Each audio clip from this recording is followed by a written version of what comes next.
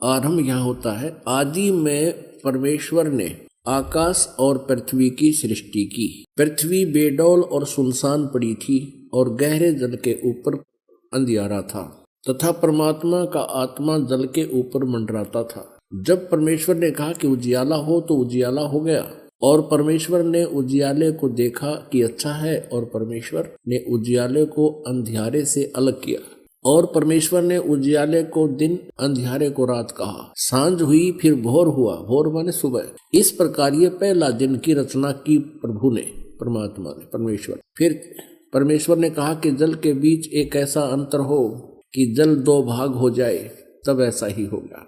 तथा इस प्रकार सांझ हुई फिर भोर हुआ, ये दूसरा दिन हो गया। फिर तीसरे दिन कुछ और रचना की, सांझ हुई फिर भोर हुआ, फिर ये तीसरा दिन हो गया। ये फिर सांझ हुई फिर भोर हुआ, ये चौथा दिन हो गया। कुछ और रचना की परमात्मा ने, चौथा दिन हो गया। फिर ये प्रश्न नंबर 5 पे, तथा फिर और बहुत सी रचनाएं की परमेश्वर ने, तो सांझ हुई फिर भोर हुआ, इस प्रकार ये 5वां दिन हो गया।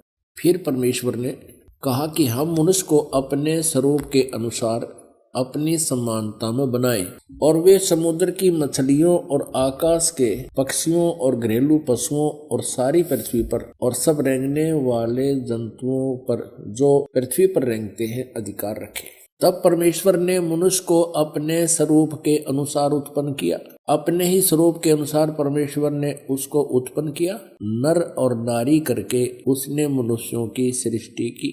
पुण्यात्माओं फिर पढ़ लो। तब परमेश्वर ने मनुष्य को अपने स्वरूप के अनुसार उत्पन्न किया।